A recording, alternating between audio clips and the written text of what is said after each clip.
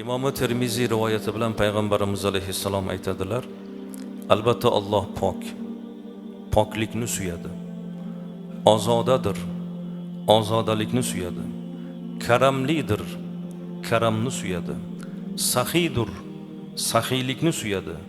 Bas hovlularingizni ozoda tuting deb Rasululloh aytibdilar. Savob bo'ladi sizlar. Osonani chiqarib supurishimiz, podyezdlarda tursak, ko'p qavatli uylarda tozalab, pokiza ushlab turish. Faqat shu axlat mashina keladigan kunda olib chiqib o'shanga topshirish bu savob bo'ladi. Kecha kelib ketdi, ertasi kuni yana shu qora salafanga olib ko'chani yuziga olib chiqib qo'yishadi. Voy birodarlar, ostonamiz, o'sha darvozamiz bor-u, bir qadam tashaganingizdan keyin u sizniki emas, u xalqni yeri u.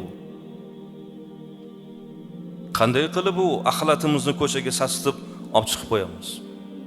Nega shuni uyimizga olib kirib saqlamaymiz? Qani? Aynan ko'chaga olib chiqib saqlaymiz. Bu jinxona bo'lib ketadi-yu.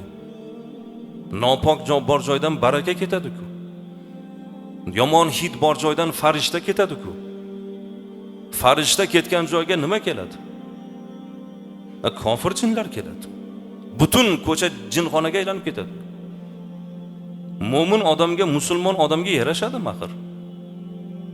Axlatini ko'chaga olib chiqib qo'yish, u keyin mashina 3 kundan keyin keladi.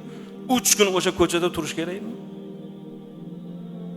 Darvozamizdan bir qadam tashqari bizniki emas-ku axir. Shuni tushungan odam qanday qilib aholi yuradigan katta ko'chaga axlatini olib chiqib qo'yadi? Qurilish ashyolarini olib chiqib taxlab qo'yadi. Shuning uchun azizlar, albatta bu hamma jihatdan, nafaqat bu o'zimizning uyimizning ichini pokligi, ostonamizdan tashqaridagi poklikni ham saqlash bizning burchimiz, vazifamiz.